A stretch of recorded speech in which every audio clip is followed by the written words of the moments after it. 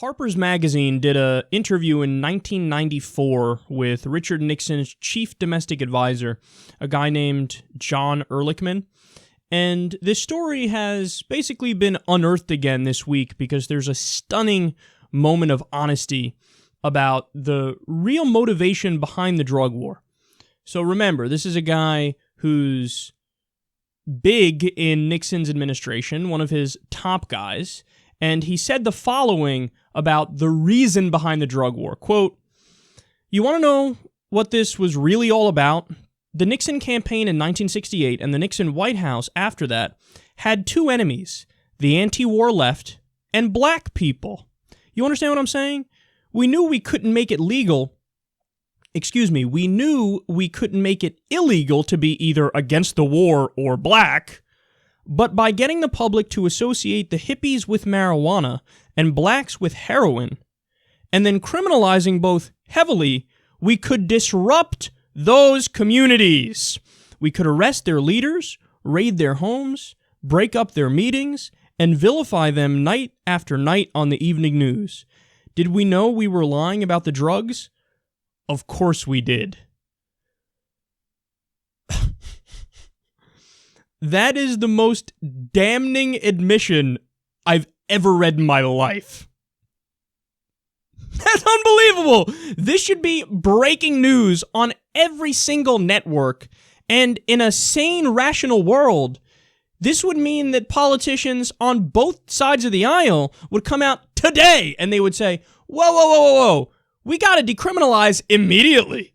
This was the whole point of the drug war? This was the whole point, to police hippie communities and black communities because they're anti-Nixon and Nixon wanted to control those populations and make it so that he had more power.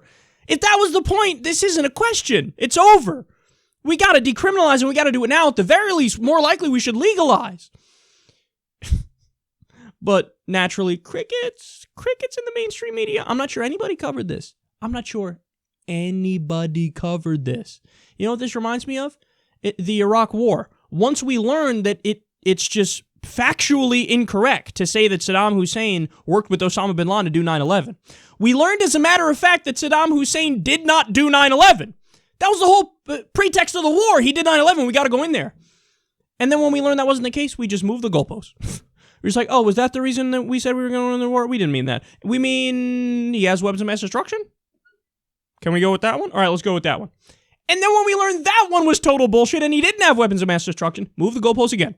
Say, he's a bad guy? You guys buying this?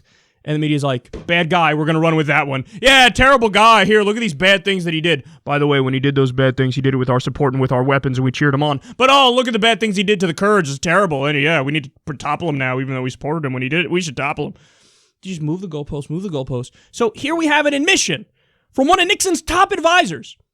We did the drug war because we hate hippies and we hate black people and we wanted to control those communities. Media's nothing to see here. Yeah, no, the reason why you got to be against drugs is because, like, drugs are bad. Drugs are bad. I'm doing the Mr. Mackey voice from South Park. Drugs are bad. Okay. What a joke. And, I mean, think about it, man. It doesn't require that much thought. What's legal right now? You know, you go to the doctor, get a prescription for Xanax. You go get a prescription for Percocet. You got a back pain or something like that. It's basically heroin in a pill. It's an opiate. You go get a Red Bull or Monster Energy. There's stories about when you drink too much of that shit, it causes a heart attack. That's a drug. It's a super strong upper. You know, drink one of those things. Woo! You're going fucking nuts. It's almost like cocaine in a can.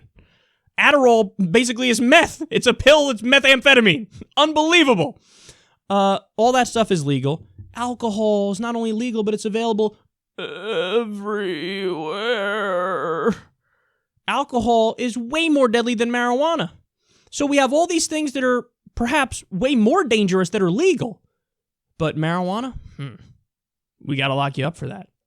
It has nothing to do with, it's so dangerous that we must stop everybody from doing it. Gosh, we care about the future of our kids. It has to do with, fuck those black people. We got to control those black people.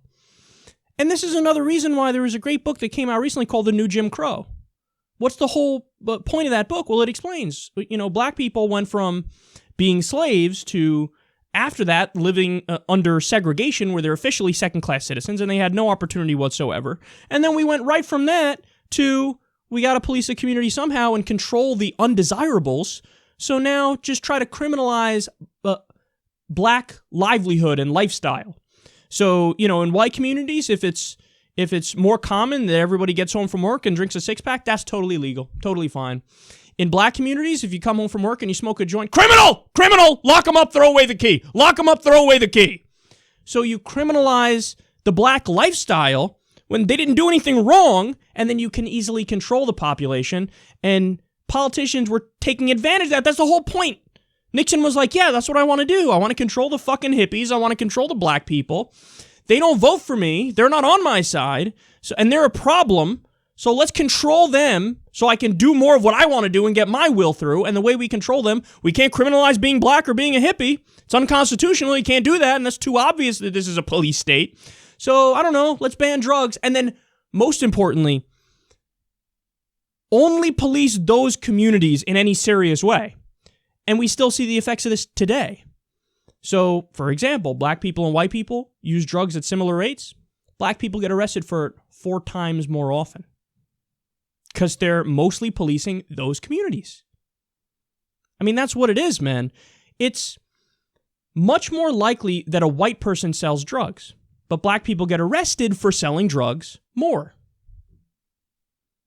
There's no other way to explain this. Now, obviously, there's a dash of classism involved in this as well. So if you're a poor white person, you're much more likely to go to jail than an upper middle class white person. No doubt about that.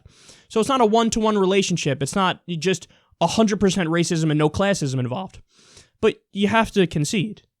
Racism is a large part of it. So now we have one of Nixon's top aides telling us, he's like, yeah, that was the point. We want to control the black community. Now that we know this, why wouldn't we just decriminalize at the very least or legalize it? And then I haven't even added on top of all this the idea that if you really give a shit about freedom, wouldn't you want to let people do whatever they want to do as long as they're not hurting anybody? So yeah, do whatever drugs you want. Now I get it, are some people still going to be addicts and they're still going to have a problem? Sure, but what's the answer for them? Rehab. The answer for them is treat it like a medical problem. Don't treat it like a criminal problem. Lock them up and throw away the key because they dared to alter their consciousness a little bit. How stupid are you? So this is what we're dealing with, man. And it's so funny because people on the right, what do? They always talk down to black people. It's condescending. It's smug. Why are you always complaining? Get over it already. Get over what happened in the past. Ugh. Look at what happened. This isn't that long ago. And look at what they're admitting. Like, yeah, we wanted to over-police that community because they're the undesirables. So you make drugs illegal and you basically only focus on them. Yeah, well, that's what we did. There is no just get over it when we still have this in effect today. The drug war is still going on. And again, I haven't even mentioned, once you legalize it and tax it and regulate it, the cartels go out of business. So you want to stop vicious mega cartels in Mexico from fucking beheading people and having a narco state? You legalize it, and you legalize it today. But nobody in good conscience can come forward and argue that the drug war makes sense and is a principled thing when you hear what the real purpose of it was.